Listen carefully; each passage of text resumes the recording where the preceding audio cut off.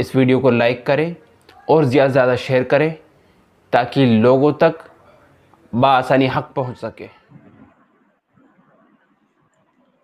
अस्सलाम वालेकुम सर।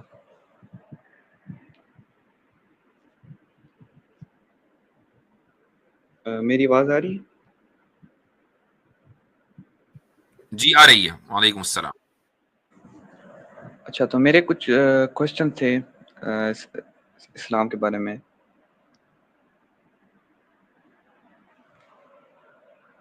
जी भाई, आप मुसलमान हैं, एग्नोस्टिक हैं? अच्छा, आपने एग्नोस्टिक लिखा है, ठीक है जी। मैं कह रहा था मेरे कुछ सवाल थे। तो पहला सबसे जो बुनियादी सवाल है जिसकी वजह से मेरा ईमान कमजोर हुआ, वो ये कि जब भी कुरान या हदीस या इस्लाम पढ़ते हैं तो उस वक्त के हिसाब से कोई मतलब जब इस्लाम नाजिल हुआ था 1400 साल पहले, उस वक्त के लिहाज से कोई गैर मामूली चीज़ नज़र नहीं आती इस्लाम के अंदर, और जो इल्म नज़र आता है वही महदूद इल्म जो उस वक्त लोगों के पास था वही नज़र आता है, और कुछ गलत भी मतलब चीज़ें नज़र आती हैं जो हिस्ट्री और कॉस्मोलॉजी के बारे में उस वक्त लोगों को नहीं पता थी, वही इस्लाम में नज़र आती हैं। तो कौन सा ऐसा मतलब चीज़ है या इल्म है जो उस वक्त नहीं था जो इस्लाम के अंदर होगा, जो प्रूव करेगा कि मतलब इस्लाम डिवाइन है? आपने कई सारे दावे किए अपनी इस बात में। इसमें पहली बात आपने ये कही कि जिस वक्त दीन नाजिल हो रहा था उस वक्त हमें ऐसी कोई चीज नजर नहीं आती कि जो बिल्कुल नई हो, है ना? तो क्या किसी चीज के सच्चा होने के लिए उसका कोई अनोखी बात करना जरूरी है कि कोई नई बात हो तभी जो वो सच्चाई होगी, वरना नहीं?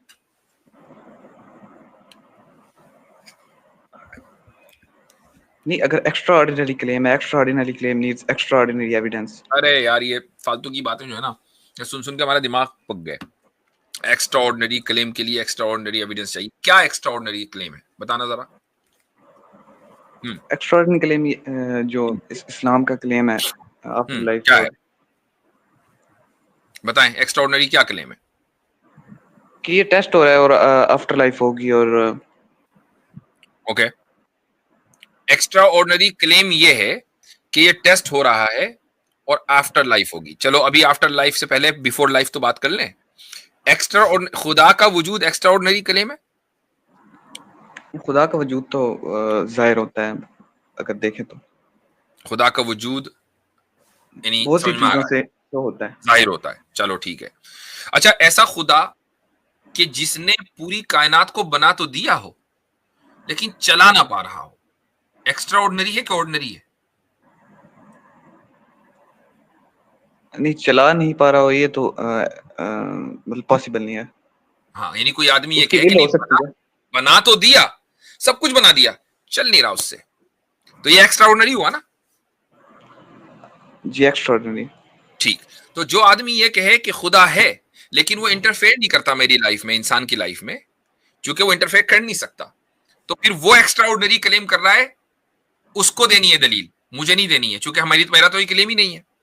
अच्छा, अब आप आ जाए। एक आदमी ये कहे कि खुदा जिसने कायनात को बनाया वो चला भी रहा है, ये ऑर्डिनरी है कि एक्स्ट्रा ऑर्डिनरी? हाँ, पॉसिबल है। ऑर्डिनरी है कि एक्स्ट्रा ऑर्डिनरी? पॉसिबल है।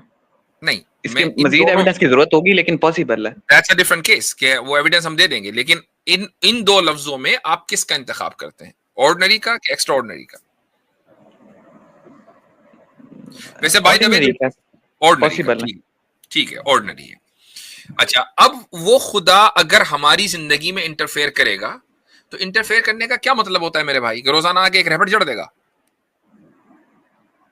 या वो कुछ उसूल ज़ाब्ता देगा कि भाई इन उसूलों के मुताबिक चलोगे तो तुम्हारी जिंदगी अच्छी होगी, उसूलों के मुताबिक नहीं चलोगे तो तुम्हारी जिंदगी खराब होगी? ये जो उसूल ज़ाब्ते तय करने वाली बात है, ये ऑर्डिनरी है कि एक्स्ट्रा ऑर्डिनरी है? नहीं, लेकिन जो टेस्ट का क्लेम है उसके अंदर जस्टिस का ना होना और बहुत ही इवल होना और नहीं सफरिंग नहीं नहीं, वगैरह, रुक ये सारे फिर इस क्लेम को वीक लेट्स करते गो हैं। Step by step, let's go step by step, step by step चलते हैं कि उस अल्लाह की तरफ से, खुदा की तरफ से, जिसने इस कायनात को बनाया है, कुछ उसूल और ज़ाब्तों का मुकर्रर हो जाना ताकि उन उसूलों पर चलकर इंसान कामयाब हो, या ना चले तो इंसान नाकाम हो, ये ऑर्डिनरी है कि एक्स्ट्रा ऑर्डिनरी है? ये बताएं। ये एक्स्ट्राऑर्डिनरी क्लेम है। जब गॉड बेनियाज है, ये उसको कोई extraordinary, जरूरत ही नहीं है okay, मतलब टेस्ट okay, लेने की। नहीं नहीं नहीं नहीं, मैंने टेस्ट लेने की बात अभी नहीं की है, मैंने बात की है उसूल और ज़ाब्ते बनाने की। क्या खुदा जिसने कायनात को बनाया, जो इंटरफेयर कर सकता है इंसान की जिंदगी में, वो उसूल और ज़ाब्ते बना सकता है इंसान के लिए कि नहीं? हाँ, बना सकता है ये तो ये उसूल और ज़ाब्ते बनाना ऑर्डिनरी हुआ, ठीक।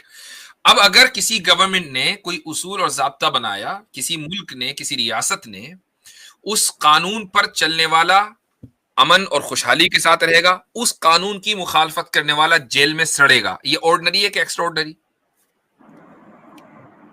हाँ, ये अगर गवर्नमेंट के लिहाज से देखें तो ये ऑर्डिनरी क्लेम है।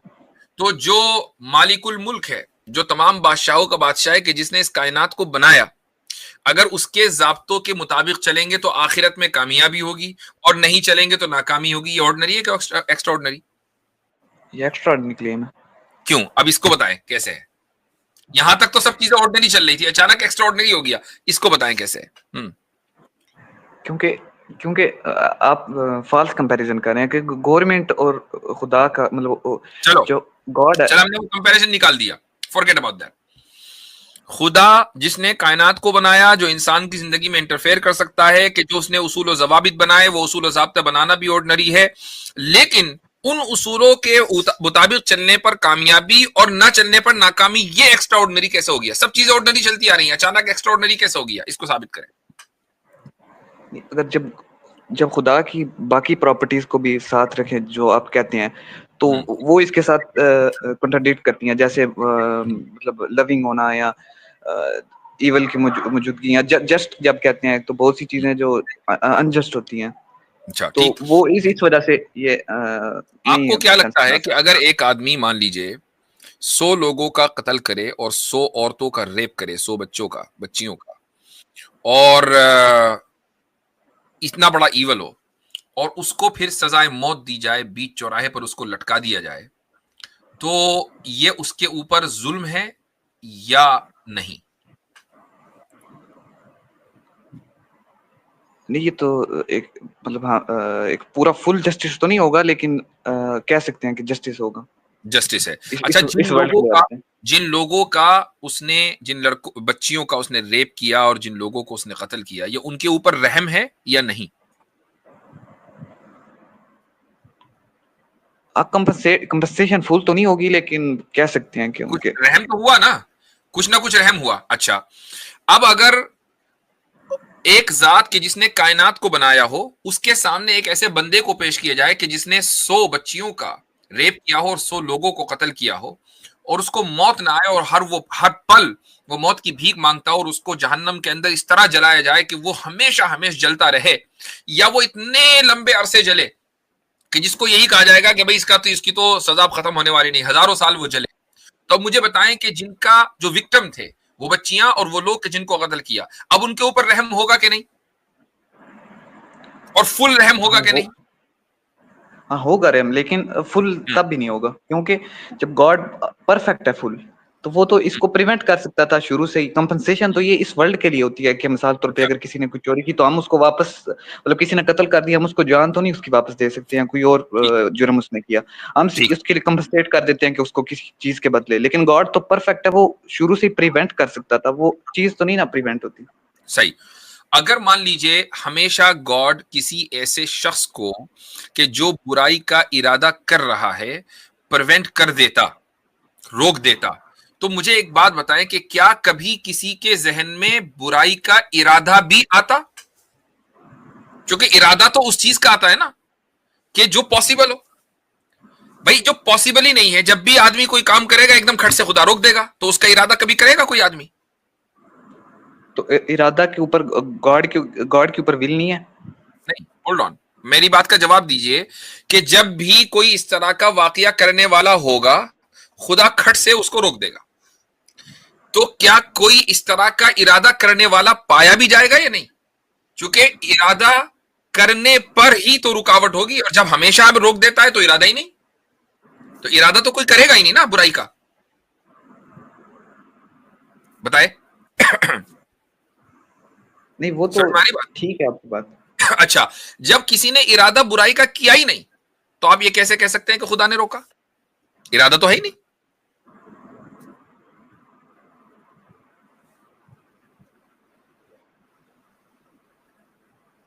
जी, नहीं लेकिन जो मतलब गॉड बिल्कुल उसको परफेक्ट है, उसको किस चीज की जरूरत नहीं है, तो उसको टेस्ट की क्यों जरूरत है? वो एक अलग बात है। बात आपने कहा कि बुराई जिस वक्त हो रही थी उस वक्त वो रोक देता, वो सिर्फ एक नहीं वाक्य में ना वो रोकता, बुराई क्रिएट ही ना करता। वो हर वाक्य में रोकता। एग्जैक्टली, वो बुराई क्रिएट ना करता। वो बुराई जब क्रिएट ना करता तो सिर्फ और सिर्फ अच्छाई का इरादा करता ना इंसान, बुराई का तो इरादा कर ही नहीं सकता था। तो मुझे एक बात बताएं कि जब इंसान ने अच्छाई का ही इरादा करना है, बुराई का इरादा वो कर ही नहीं सकता, बुराई इस दुनिया के अंदर पाई ना जाती, तो फिर आप खुदा को लविंग और जस्ट कैसे कहते भाई? तो जरा खुदा मुझे बताना, लविंग खुदा को और जस्ट जस्ट कैसे कहलाए कहते हैं? बगैर, जब कंप्लीट है, इसको किसी चीज की जरूरत नहीं है, तो फिर उसको लविंग और जस्ट कहलाने की जरूरत क्या? मतलब उसके अलावा भी अगर उसको ना लविंग चलो जस्ट कहें तब भी वो कंप्लीट है फुल।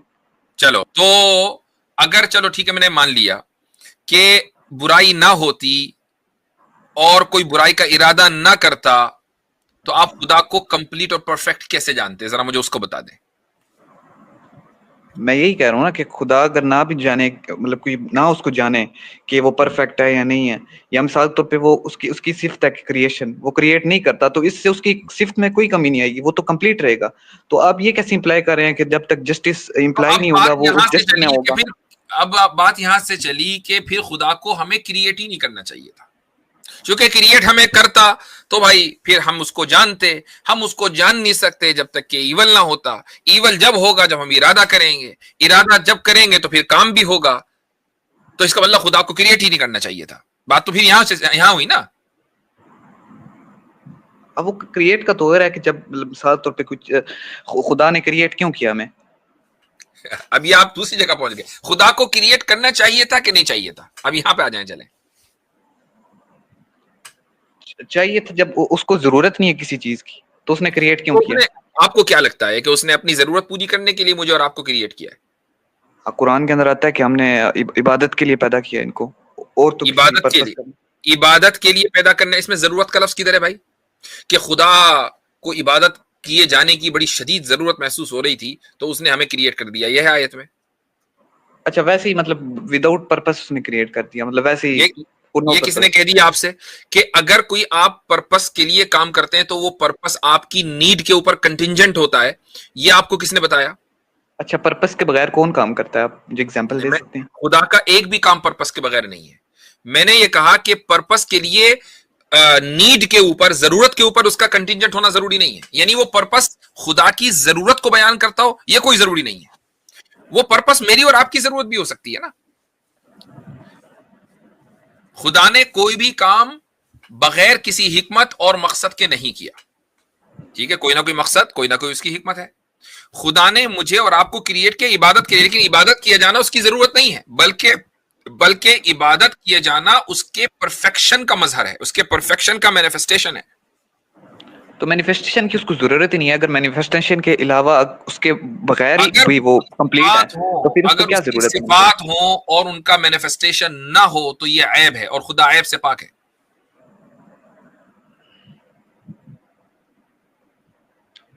अच्छा मतलब क्या कहा आपने, एक्सप्लेन करें। अगर खुदा की सिफात हैं और आप मान रहे हैं कि है, क्योंकि परफेक्शन उसकी एक सिफत है, खुदा की अगर सिफात हो और उनका मैनिफेस्टेशन ना हो तो यह ऐब है, और ऐब से खुदा पाक है।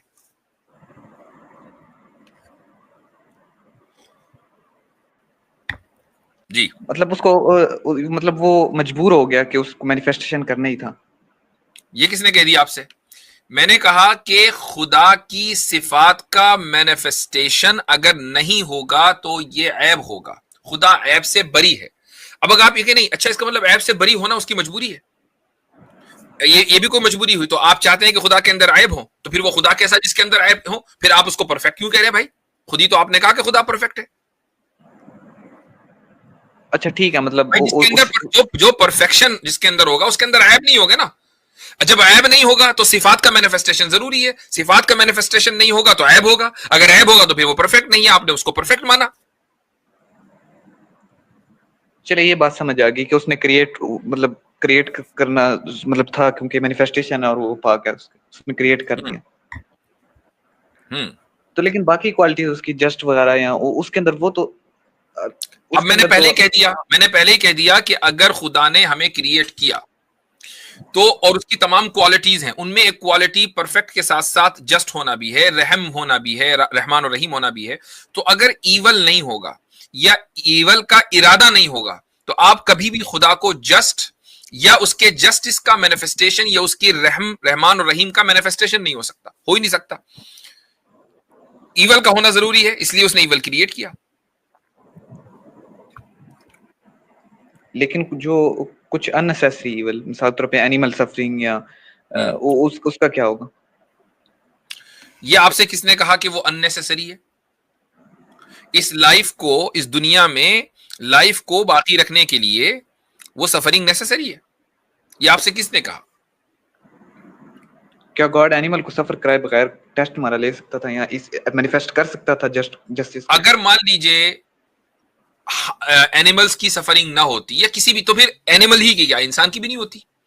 फिर वही बात हो गई कि जब सफरिंग ना होती तो ईवल ना होता, ईवल ना होता तो इरादा ना होता ईवल का, फिर वही बात है कि उसकी सिफात का मैनिफेस्टेशन नहीं हो सकता था। तो ईवल का होना जरूरी है, उस ईवल में सफरिंग भी आती है।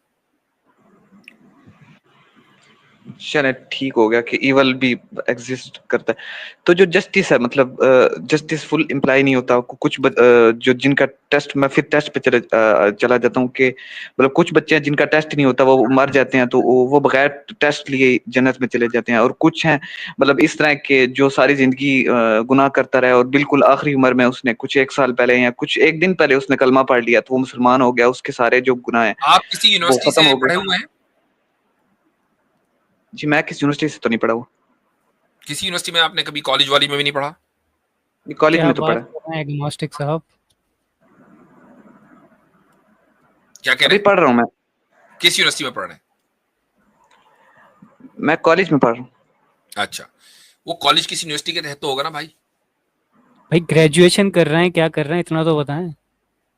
एग्नोस्टिक साहब ये नहीं समझिएगा मैं आपको पहचाना नहीं हूँ, मैं पहचान गया हूँ जी। जी जी, किस यूनिवर्सिटी के तहत है वो कॉलेज, चले इतना बता दें। अब मुझे नहीं पता किसके तहत है, मैं 12th में हूँ, मैं कह रहा हूँ। आप 12th में? अच्छा चलो ठीक है, तो आप कॉलेज में नहीं है। चलो मुझे एक बात बताएं किसी बड़ी यूनिवर्सिटी का नाम लें जो आप जानते हो। हार्वर्ड। हार्वर्ड, ठीक। हार्वर्ड यूनिवर्सिटी में बहुत बड़ी तादाद में वहां स्टूडेंट्स पढ़ते हैं, उनका एग्जाम होता है और एग्जाम होने के बाद वो पास आउट होते हैं और जनाब वो दुनिया में चले जाते हैं और फैल जाते हैं, दबा के उनकी तनख्वाह होती है। हार्वर्ड यूनिवर्सिटी का चेयरमैन ये इरादा करे कि मैं मिस्टर एग्नोस्टिक साहब जो पाकिस्तान में 12th कर रहे हैं उनको मैं एजाजी डिग्री दूंगा, ठीक है, एजाजी डिग्री। तो एजाजी डिग्री के लिए अब आपका एग्जाम तो होगा नहीं, आप वहां से आराम से चले आएंगे पाकिस्तान से, बॉस्टन एयरपोर्ट पे, लॉगन एयरपोर्ट पे लैंड करेंगे, सीधा डाउनटाउन पहुंचेंगे, वहां से हार्वर्ड जो एरिया है, कैम्ब्रिज का इलाका कितनी दूर है, 2-4 किलोमीटर दूर है, वहां से जाकर आप अपनी डिग्री रिसीव कर लेंगे। तो अब हार्वर्ड के जो स्टूडेंट्स हैं वो प्रोटेस्ट करने लगे कि भाई ये क्या बात हुई, आपने उसको बुलाकर एजाजी डिग्री दे दी और हमें तो दी नहीं। तो चेयरमैन कहेगा ये मेरे इख्तियार में है, तुमने यहाँ दाखिला लिया है, तुम पढ़ो, मेरे इख्तियार में है कि मैं किसी को भी एजाजी डिग्री दूं। हाँ, कुछ क्राइटेरिया उसने अपना तय किया होगा कि किसको देगा किसको नहीं देगा। तो अगर अल्लाह ताला आदल करता है तो वो फजल भी करता है। उसने कुछ बच्चों के ऊपर फजल किया, उनको एजाजी डिग्री दे दी जन्नत की।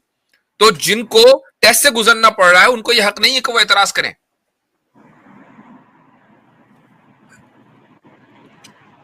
अच्छा, आप कह रहे हैं कि किसी क्राइटेरिया की बुना पर करते हैं, वो कौन सा क्राइटेरिया?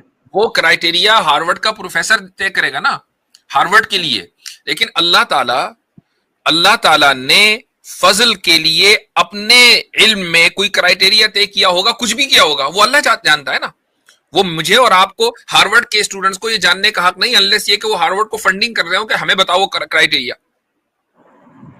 तो हम तो खुदा फिर को तो फंडिंग कर रहे हैं ना, तो खुदा के लिए कोई जरूरी नहीं है कि वो अपनी मुकम्मल इल्म हमें ट्रांसफर करे, तो फिर हम बताएंगे कि अच्छा हाँ ये सही है कि नहीं। फिर तो ये उस पे भी अप्लाई होगा ना कि मिसाल जो के तौर कुरान पर के मैं अंदर। आपको एक चीज बता देता हूं, एक बच्चा है, सिर्फ ये एक पर्टिकुलर सिनेरियो है, हर जगह अप्लाई नहीं होता। एक बच्चा है जिसकी पैदाइश हुई, एक मुसलमान फैमिली में पैदाइश हुई और उस बच्चे का इंतकाल हो गया, ठीक है, बचपन में ही इंतकाल हो गया। ये बच्चा जन्नत में जाएगा, ये टेस्ट से नहीं गुजरा। लेकिन मुझे एक बात बताएं, इस बच्चे की वजह से वालिदैन टेस्ट से गुजरे कि नहीं गुजरे? वालिदैन तो गुजरे, लेकिन बच्चे तो की बात हो रही है वालिदैन ना। के टेस्ट के लिए भी तो ये हो सकता है कि अल्लाह ताला उस बच्चे को एजाजी तौर पर जन्नत का दाखिला दे दें, ताकि ये देखें कि वालिदैन सब्र करते हैं कि नहीं। ये भी तो एक हिकमत हो सकती है। नहीं, लेकिन अब भी अगर किसी कॉलेज को बगैर किसी को वैसे ही पास कर दें तो ये अनजस्ट होगा ना बाकी स्टूडेंट्स के लिए। या अगर बाकी स्टूडेंट्स ये कहें कि हमें क्यों नहीं करते। मैंने कब कहा कि वैसे ही पास कर दें? मैंने कहा एजाजी डिग्री देना, एजाजी डिग्री के लिए ना दाखिला होता ना एग्जाम में बैठा जाता। क्या जो मतलब एग्जाम, बाकी सब चीजें जिस तरह नबूवत कुछ खास लोगों को मिलती है और चीजें, ये सब फिर मतलब सिर्फ गॉड का फजल है। बिल्कुल, नबूवत का के लिए कोई क्लास नहीं लगती कि फला कॉलेज में पढ़ोगे तो नबी बन जाओगे। ये अल्लाह ताला का फजल है कि वो किस इंसान को नबी बनाए, ठीक है, किस जात को वो फरिश्ता बना दे, ये उसका फजल है। अगर फजल का इनकार करेंगे ना आप, तो फिर कहें अगर, तो फिर भाई मुझे फरिश्ता क्यों नहीं बनाया, मुझे नबी क्यों नहीं बनाया, मुझे सहाबी क्यों नहीं बनाया, मेरे ऊपर वही क्यों नहीं आती। यही तो एतराज मुशरिकीन ने किया था रसूल अकरम सल्लल्लाहु अलैहि वसल्लम के सामने कि भाई इनके ऊपर आ सकती है कि तो हमारे ऊपर क्यों नहीं आ सकती। वो खुदा के फजल को नहीं समझ रहे थे। फिर तो सिर्फ फजल तो नहीं है, फिर तो मतलब जिस तरह कुरान के अंदर आता है कि हम जिसको चाहते हैं हिदायत देते हैं, जिसको चाहते हैं गुमराह करते हैं। आदल भी तो है, फिर तो उस पे भी आ फजल भी जाएगा। है, फिर तो दोनों फिर तो चीजें। उस पे और भी आ उसका जाएगा कि हम फजल जिसको और उसका फजल उसके अदल के खिलाफ नहीं है। और उसका अदल, क्योंकि अगर अल्लाह ताला ने रसूल अकरम सल्लल्लाहु अलैहि वसल्लम की जाते बाबरकात को नबूवत और रिसालत के लिए मुंतखब किया, तो इसका मतलब यह नहीं है कि आप और मेरे ऊपर जुल्म किया।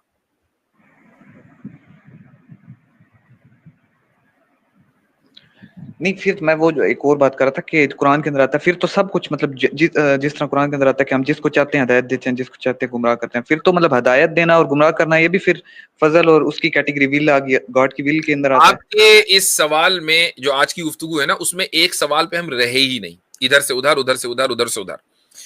युदिल्लु मन यशा व यहदी मन यशा, ये कुरान की आयत है और इस तरह के मज़ामीन कुरान में जगह जगह आए हैं। ये पूरा एक फलसफा है कि जिसको चाहता है हिदायत देता है, जिसको चाहता है गुमराह करता है। इसका मतलब वाज़े अंदाज से मुख्तसर अल्फाज में बताऊंगा, ये बयान कुदरत है।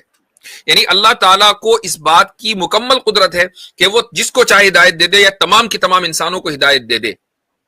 कुरान ने खुद इसका इजहार किया है कि लौ शा अल्लाहु लहदाकुम अजमाइन, कि अगर वो चाहता तो तमाम के तमाम लोगों को हिदायत दे देता। उसको कुदरत, उसको इसका इख्तियार और कुदरत है।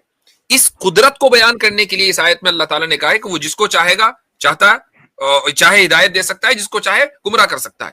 लेकिन उसने तुम्हें कुरान करीम या रसूलों को भेजा, किताबों को भेजा, ताकि तुम अपनी अकल का इस्तेमाल करके हिदायत के रास्ते का इंतखाब करो। वमा युदिल्लु बिही इल्लल फासिकीन, ये भी तो आता है कुरान के अंदर। जी हाँ, ये एक इस पर मैं बहुत लंबी गुफ्तगू कई मरतबा कर चुका हूं कि हिदायत क्या है। फिर सूरतुल लैल की आयतों से मैंने उसको समझाया। कई मरतबा मेरी मुख्तलिफ वीडियोस के अंदर ये बात आ चुकी है। बात जहां से शुरू हुई थी वहीं पर रहना चाहिए कि खुदा की सिफात हैं, उन सिफात का मैनिफेस्टेशन होगा, वरना खुदा में ऐब होगा। खुदा ऐब से बरी है और आप खुदा के वजूद को मानते हैं।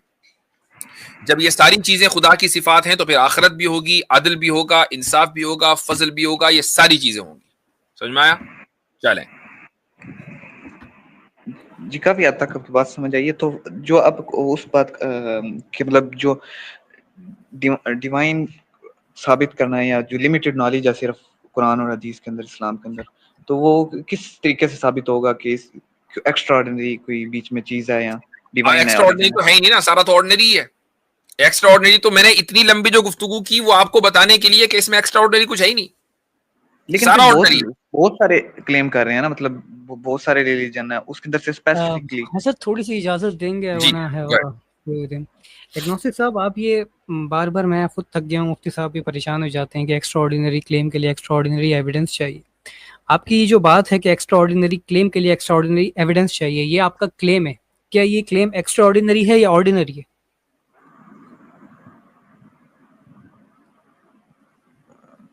एग्नोस्टिक साहब। हाँ, मार्केट से चार्ट चले गए या ड्रॉप हो गए?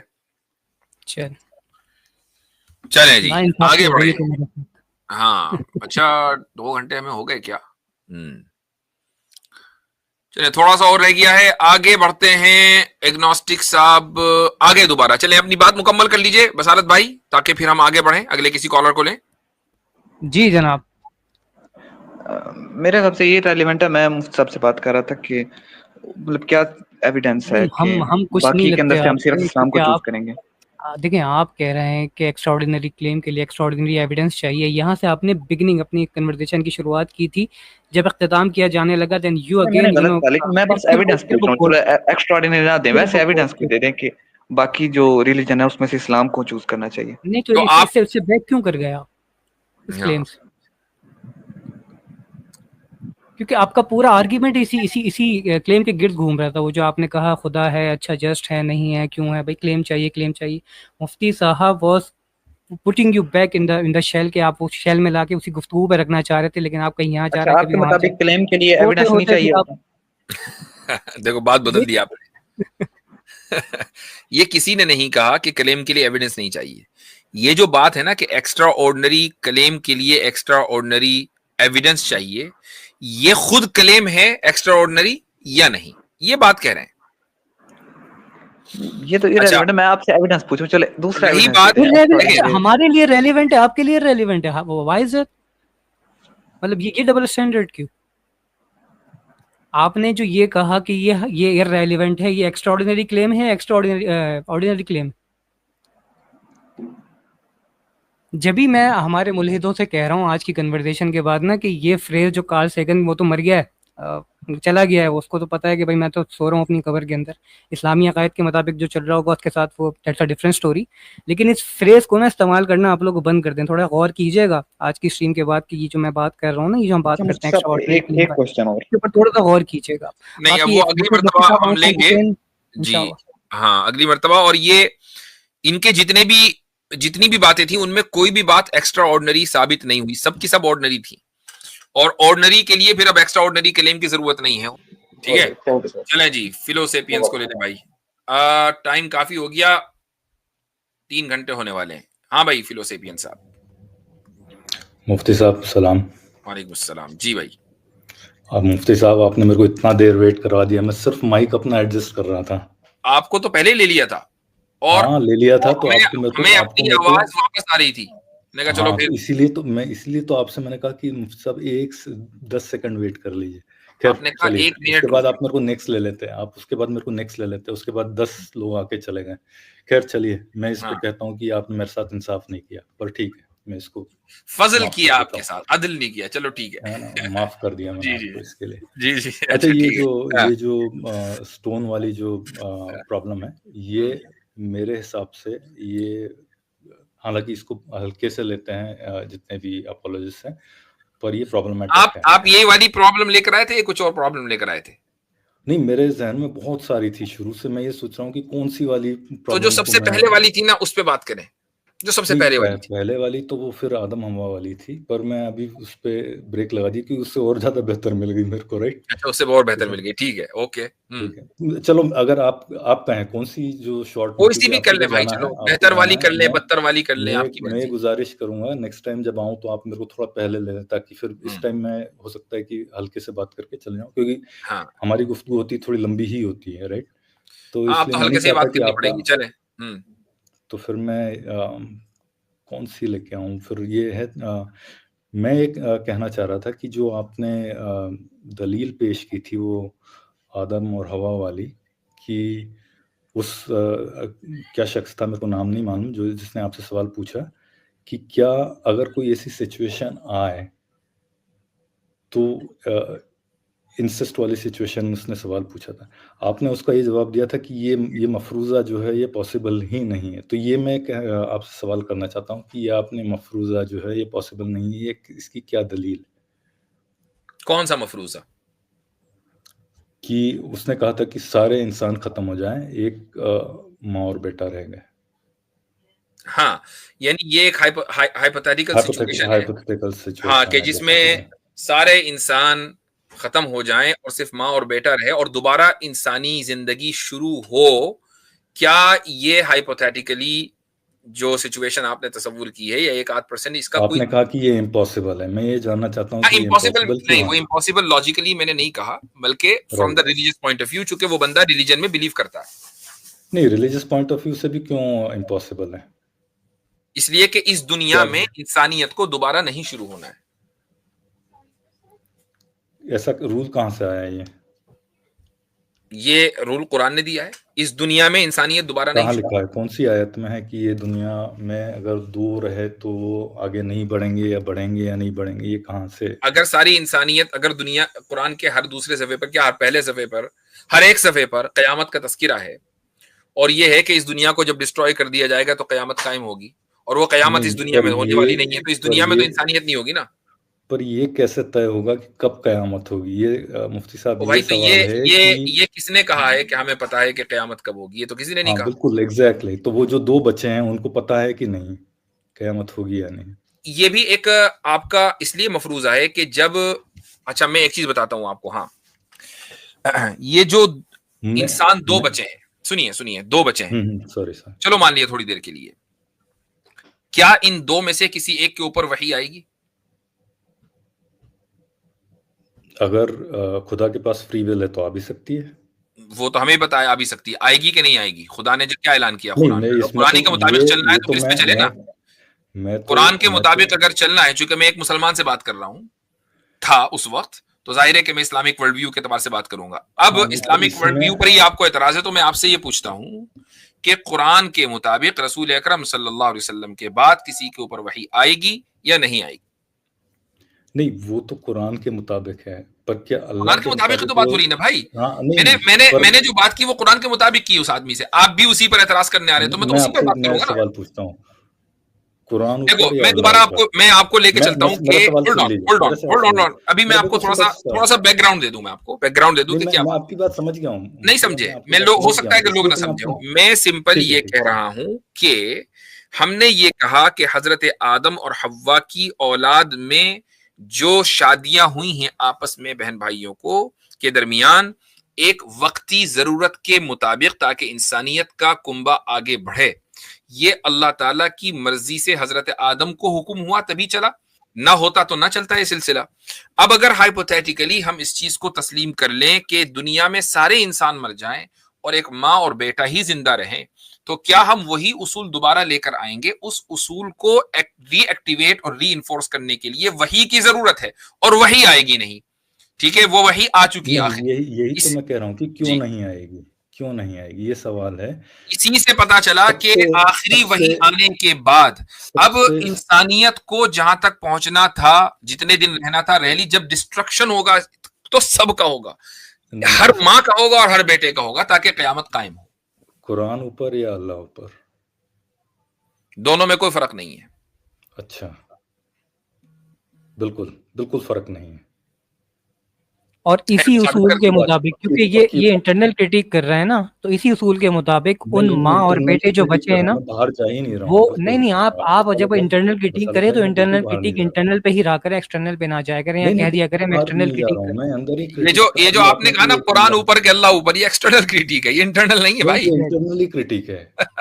क्या नहीं, इस पे तो फलसफा ने खुद क्रिटिक किया है, तो मैं उनको कौन तो हमने कब बताऊं? का दफना दिया, आप कहाँ के जिंदा होकर आ गए। अच्छा हम्म ठीक है, चलिए, ठीक है। तो फिर सवाल ये है कि ये आपने कैसे तय कर लिया कि ये जो है अल्लाह के पास फ्री विल नहीं रही और वो आप चेंज नहीं कर सकता अपने में? ये आपसे किसने कह दिया? ये भी तो हो सकता है ना कि उसने ये फ्री विल यही की तो है, बुनियाद पर तय किया हो कि आखिरी वही मैंने भेज दी है, और ला तब्दील अली कलिमातिल्लाह, अल्लाह ताला की यही तो मैं कह रहा डिक्लेरेशन हूँ में कि कोई आपके तब्दीली पास नहीं होती है। खुदा ने कहा ना कि ला तब्दील अली नहीं, वही कलिमातिल्लाह, तो कह रहा हूँ, उसने पर वो डिक्लेयर तब्दीली कर कर दिया कि ये आखिरी वही है, और उसके डिक्लेरेशन में तब्दीली नहीं होती, जो कि तब्दीली का मतलब है कि कहीं ना कोई गलती या ला इल्मी रह गई होगी। खुदा नहीं, अगर सबसे ज्यादा इल्म रखने वाला है, उसके पास नासिक और मुकम्मल इल्म मनसूख है, का भी यही तब्दीली करने का मतलब यह है डिक्लेरेशंस के अंदर कि खुदा के अंदर ऐब है। नहीं, जब ये सारी चीजें नहीं है तो वो तब्दीली क्यों करेगा? नहीं, फिर तो ये नसीख मनसूख वाला भी आप कह रहे हैं कि ये भी तब्दीली हुई है इसमें। नहीं, ये किसने कह दिया? नासिख और ये मंसूख वो अल्लाह ताला की तब्दीली नहीं है, वो आपके और मेरे लिए वो तब्दीली है। नहीं नहीं नहीं वही है, कोई चीज जो है या तो देखो अब पहले आप यहाँ अंतर से वहां अंतर जंप करके चले गए, जबकि कोई दो अलग अंतर अलग टॉपिक थी हैं। उसी के लिए बेहतर दो यही ना। अलग अलग टॉपिक हैं, और नासिख और मंसूख ना के ना मैं ऊपर जो आपको ये लास्ट बता रहा हूँ स्ट्रीम कि हुई थी, क्योंकि मैंने आप बड़ी किसी तफसील के साथ इसके ऊपर बात की है। आपने भी क्या अभी ये बात क्यों कही कि कुरान ऊपर के अल्लाह ऊपर? मैं इसलिए कहना चाह रहा हूँ क्योंकि ये जो है आप कह नहीं सकते कि कुरान ऊपर या अल्लाह ऊपर। हमने ठीक तो है, नहीं कहा, ये तो आपको आप ये पूछ रहे थे मानना ही मुझसे। मैं आपको बताऊंगा क्यों, क्योंकि ओ भाई हमने नहीं कहा, ये आप कह रहे थे। कुरान इज एनकम्पास्ड बाय अल्लाह और नॉट। भाई हमने नहीं कहा कुरान ऊपर, या आपने बोला, आपने क्यों बोला? मैं आपसे सवाल पूछ रहा हूँ ना, यही तो पूछ रहा हूँ, मैं बता रहा हूँ तो आपको। हमने ना तो ये कहा अल्लाह ऊपर, ना ये कहा कुरान ऊपर, हमने कहा दोनों में कोई फर्क ही नहीं है। खुदा अल्लाह जो है वो उसकी जात का नाम है, और कुरान ये खुदा की सिफत है, कलामुल्लाह खुदा की सिफत है। कुरान क्या इटरनल है? बिल्कुल। अच्छा, तो नहीं है। हाँ नहीं है। तो फिर वो इटरनल है, तो उसमें जो चेंजेस हैं वो कभी नहीं हो सकते हैं। वो सारे के सारे जो लिखे हुए हैं, नासिक मनसूख जो है वो नहीं होंगे। तो नासिक और मनसूख होने का मतलब ये कहां से हुआ कि वो इटरनल नहीं है? मनसूख होने का मतलब, मनसूख होने का मतलब मादूम होना कहां है? मतलब वो टाइम पे नहीं चेंज हुआ है ना। वेट, मनसूख होने का मतलब मादूम होना तो नहीं है ना? मादूम होना समझते हैं? बिल्कुल, बताइए। नहीं, आप समझते हैं, आपने कहा बिल्कुल बताइए। बिल्कुल बिल्कुल का मतलब समझते हैं, बताइए का मतलब नहीं समझते हैं। नहीं बिल्कुल आप बताइए, बता रहा हूँ, बोल रहा हूँ। आप समझते हैं मादूम होने का मतलब? नहीं नहीं, मादूम होने का मतलब है पेरिश होना। तो मनसूख होने का मतलब पेरिश होना कहां है? ठीक है, पर ठीक है, तो जब ये बात हो गई तो खुदा का कलाम इटर्नल है, और इटर्निटी में जो भी चीज होगी वो पेरिश नहीं होगी। अगर हम किसी आयत को मनसूख मानते हैं तो हम उसको पेरिश नहीं मानते। हो सकती है इटर्निटी में, हम इटर्निटी वाली चेंज हो सकती है। चेंज का मतलब ये है कि उसके ऊपर अमल नहीं होगा, लेकिन वो कलाम अभी भी कलाम है, उसकी इटर्निटी में और उसके खुदा के सिफत होने में कोई फर्क नहीं है। नासिक जो हुए हैं वो नासिक नहीं हुए हैं। मनसूख, नासिक नहीं, मनसूख। मनसूख जो हुए, सॉरी। हाँ, मनसूख का मतलब ये हुआ कि हमारे लिए अब उस पर अमल करना जरूरी नहीं है, वो एप्लीकेबल नहीं है। लेकिन क्या वो खुदा का कलाम नहीं रहे? ये किसने कह दिया आपसे? वो अभी भी खुदा का कलाम है। चलिए, अच्छा, तो इसका मतलब ये है कि अल्लाह का अपनी विल पे कोई कंट्रोल इसका ये मतलब नहीं है। जो मतलब आप कह रहे हैं इसका वो मतलब हरगिज नहीं है कि उसने अब ये बात साबित हो गई कि कुरान जो अल्लाह का कलाम है वो इटर्नल है कि नहीं, इसको मान लिया आपने? नहीं, मैं बता रहा हूँ आपको क्यों प्रॉब्लम है इसमें। क्योंकि जो अल्लाह ने इटर्निटी से विल कर दिया है, अब उसको वो चेंज नहीं कर सकता, राइट? ये आपसे किसने बोला? उसने खुद ये ऐलान कर दिया कि वो चेंज नहीं करेगा। ला तब्दील अली कलिमात। क्या होती है? वो चेंज नहीं करे, वो चेंज नहीं करेगा, वो चेंज नहीं करेगा, क्योंकि चेंज करने के लिए किसी न किसी यानी किसी चीज को बदलने के लिए, और वो भी अपनी जात की वजह से, कि भाई या तो इंसान बदलता है कम इल्मी की वजह से, या अब कोई ज्यादा बेहतर बात समझ में आ गई, तो जो जात हर चीज को जानने वाली हो, कि जिसका इल्म हर चीज को मुहीत हो, उसको तब्दीली की जरूरत ही नहीं है कि वो तब्दील करे। नहीं, तो फिर तब्दीली की वजह नहीं है तो फिर तो उसको ये यूनिवर्स भी क्रिएट करने की जरूरत नहीं है ना। तब्दीली तो तब होगी जब किसी चीज की जरूरत होती है, राइट? तो फिर इसी पे बात कर लिया करें हमेशा कि यूनिवर्स क्यों क्रिएट किया, इधर उधर की बात करने की जरूरत ही नहीं है। मैं बता रहा हूँ ना, क्योंकि फ्री विल वाली परेशानी जो है ना इसमें, मुफ्ती साहब, वो हमें तो कोई परेशानी नहीं भैया, आपको क्या परेशानी हो रही है अल्लाह जानता है बेहतर। लेकिन हमारे सामने दो चार की तरह बात बिल्कुल वाज़ेह है कि जो जात हर चीज को जानने वाली है, उसको किसी भी चीज को तब्दील करने की कतन कोई जरूरत नहीं है। यही वजह है कि उसने अपने इल्म कुल की वजह से, इल्म कुल्ली की वजह से ये ऐलान कर दिया कि उनके कलिमात में कोई तब्दीली नहीं होगी। और नासिख और मनसूख का कॉन्सेप्ट यहाँ इसलिए अप्लाई नहीं होता कि जो आयत मनसूख हो गई वो भी कलामुल्लाह है। हाँ, नहीं, मैं ये कह रहा हूँ कि जो चीज एक बार तय हो, लिहाजा आप ये नहीं कह सकते कि कुरान ऊपर या अल्लाह ऊपर। नहीं, मैं बता रहा हूँ आपको, क्योंकि एक चीज तय हो गई है जो कि लिखी हुई है किसी इसमें, खुदा के इल्म में, वो लिखी, खुदा के इल्म में जो तय है, इल्म में है, चलिए इल्म में है।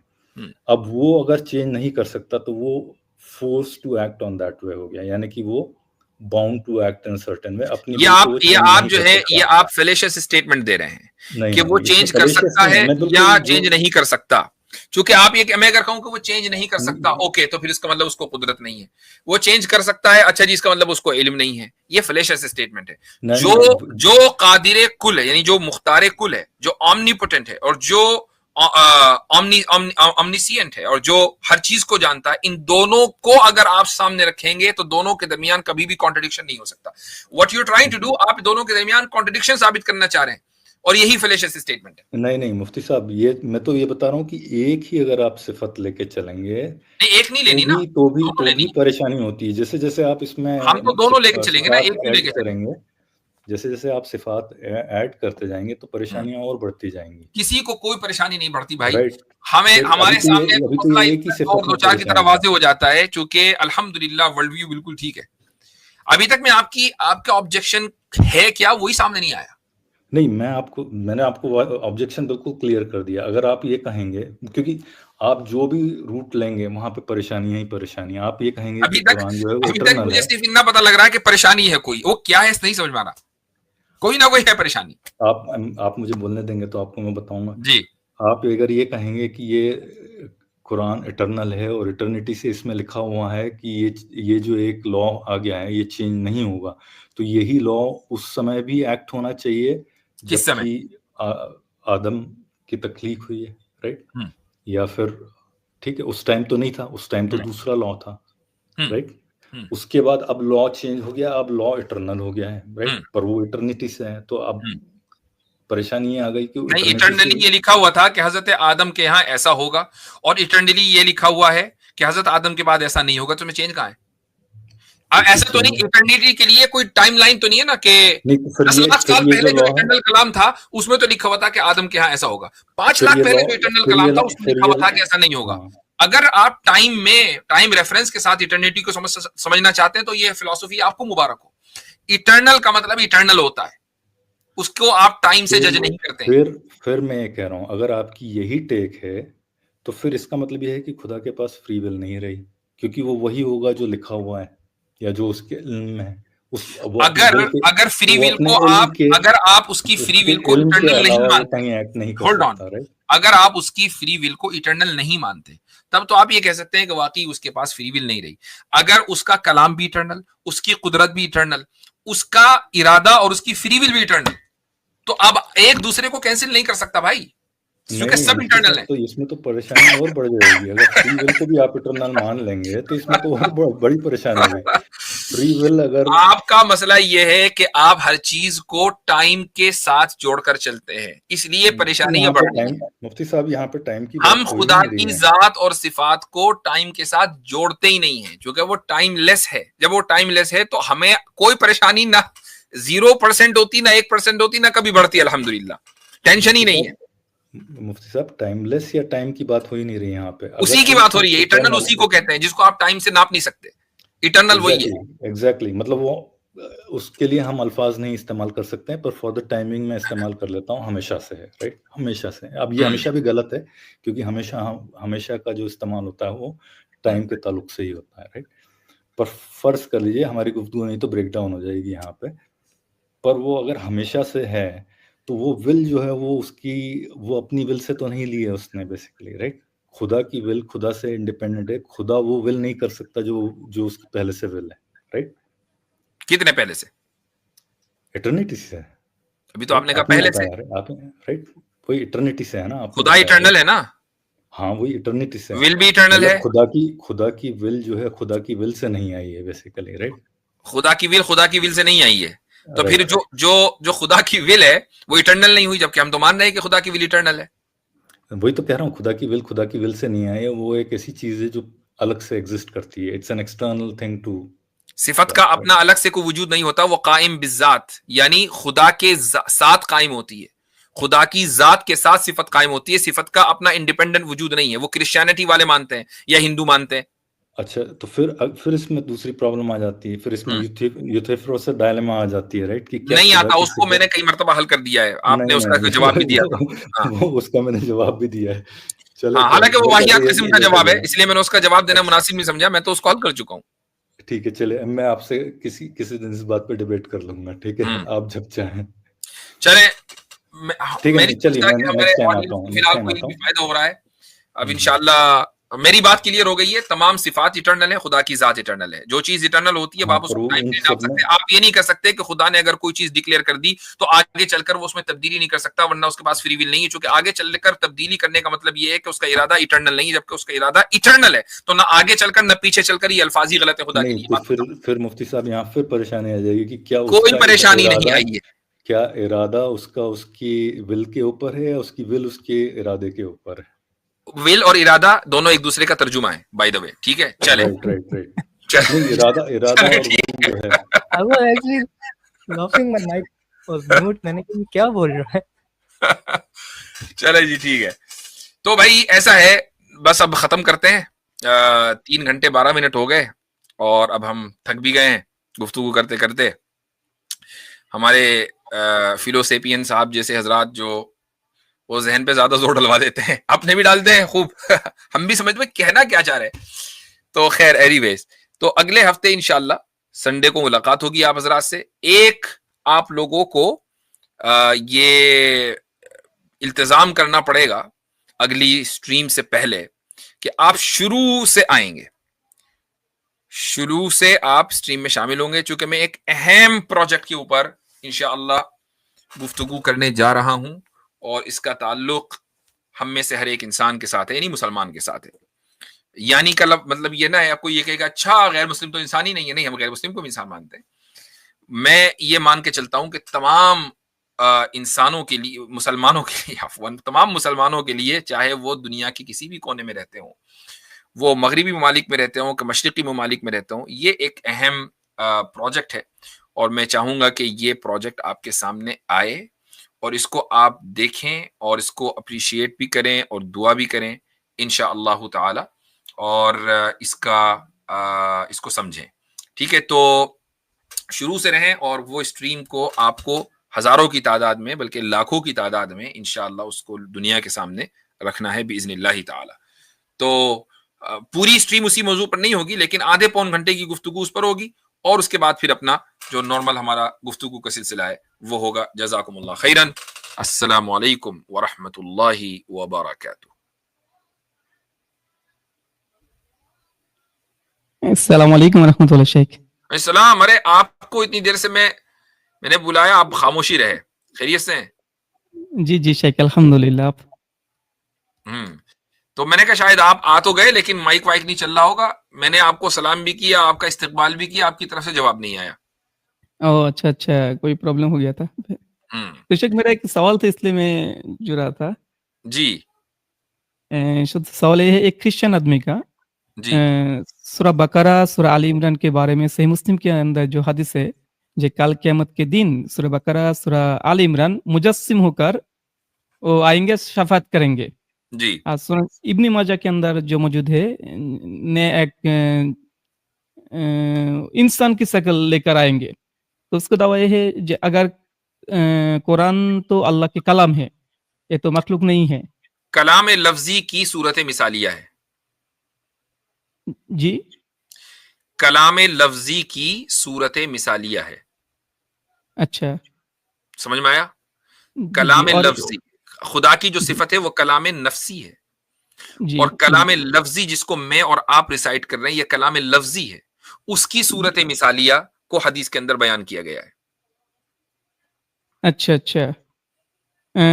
तो कुरान करीम का जो कलाम है, ये तो मखलूक नहीं है, लेकिन उसका जो रिसाइट कर रहा हूँ, ये मखलूक है। जो मेरा रिसाइटेशन है ना, लफ्जी बिल कुरानी मखलूक, जी मैं जो रिसाइट कर रहा हूं, मेरी जी जबान से जो अल्फाज अदा हो रहे हैं वो मखलूक है।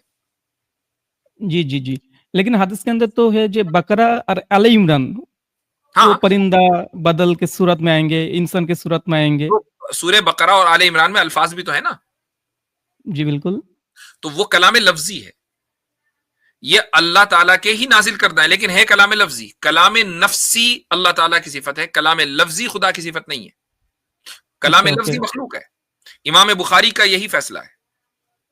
जी जी जी, देखा मैंने। जी, जी बिल्कुल तो सही। कलाम लफ्जी की सूरत मिसालिया को उस हदीस में बयान किया गया है। Okay okay okay. ईसा अलैहिस्सलाम का कलिमतुल्लाह कहा, तो इसके साथ रिलेट करके वो कहती है तो ईसा अलैहिस्सलाम भी मखलूक नहीं है। भाई अगर उनको इतना पता होता तो फिर क्या क्रिश्चियन रहते। चलें, ठीक है, जी, जज़ाकुमुल्लाह शुक्रान। खैर, इंशाल्लाह फिर करते बात। अस्सलाम वालेकुम वरहमतुल्लाहि वबरकातुहू। तो इस वीडियो को लाइक करें और ज़्यादा से ज़्यादा शेयर करें ताकि लोगों तक हक पहुंच सके। إن القرآن لنور يتفجر في جنباتي يرفعني عند مليك الخلق لأعلى الدرجات. إن القرآن لنور يتفجر في جنباتي يرفعني عند مليك الخلق لأعلى الدرجات.